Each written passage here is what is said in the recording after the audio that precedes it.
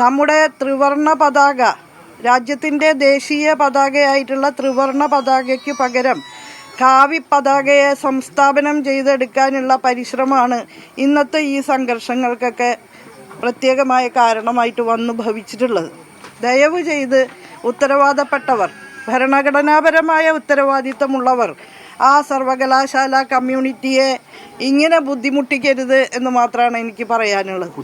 ഈ കോടതി വിധിയോടുകൂടി എന്താണ് ഇനി അനിൽകുമാറിന്റെ ഒരു സാധ്യത? കാരണം VC അടക്കമുള്ള ആളുകൾ അതിനെ ശക്തമായി എതിർക്കുകയും ചെയ്യുന്നു. ചാൻസലർ രജിസ്ട്രാർക്കെതിരെയും സിൻഡിക്കേറ്റിനെതിരെയും നടപടി എന്ന തരത്തിലേക്ക് പോവുകയും ചെയ്യുകയാണ്. എങ്ങനെയാണ് നേരിടുന്നത്? സർവകലാശാല ഭരണസമിതി എന്ന നിലയിൽ സിൻഡിക്കേറ്റിന് നിക്ഷിപ്തമായിട്ടുള്ള അധികാരങ്ങളുണ്ട്. എല്ലാവർക്കുമുള്ള അധികാരങ്ങളും ചുമതലകളും വ്യക്തമായി നിർവചിച്ചിട്ടുള്ള ആക്റ്റും സ്റ്റാറ്റ്യൂട്ടുകളും നമുക്കുണ്ടല്ലോ.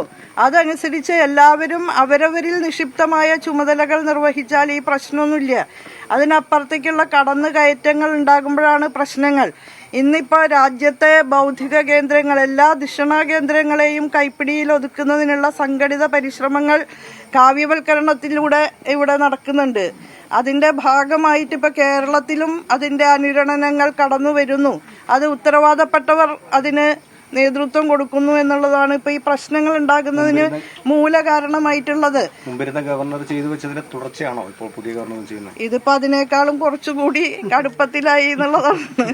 എന്തായാലും നമുക്ക് കുട്ടികൾ പഠിക്കണം, സമാധാന അന്തരീക്ഷം ഉണ്ടാവണം, സെക്യുലർ അന്തരീക്ഷം ഉണ്ടാവണം, മതനിരപേക്ഷത നമ്മുടെ സർവകലാശാലയിൽ ഉയർത്തിപ്പിടിച്ചാലേ എല്ലാ കുട്ടികൾക്കും അവസരം ഉണ്ടാവുള്ളൂ. എല്ലാ കുട്ടികൾക്കും സമാധാനപരമായ അന്തരീക്ഷം നിലനിൽക്കണമെന്നുണ്ടെങ്കിൽ അവരുടെ മതേതര സൗഹാർദ്ദം നമുക്ക് ഉറപ്പിച്ചെടുക്കേണ്ടതുണ്ട്. അവിടെയൊക്കെ ഈ അപരവിദ്വേഷവും അസഹിഷ്ണുതയും അതിൻ്റെ ഭിന്നിപ്പിൻ്റെ വിത്തുകൾ വിതയ്ക്കുന്ന രീതി നമുക്ക് എങ്ങനെയാണ് സഹായകരാകുക? ഒരിക്കലും അത് സഹായകരാകില്ല.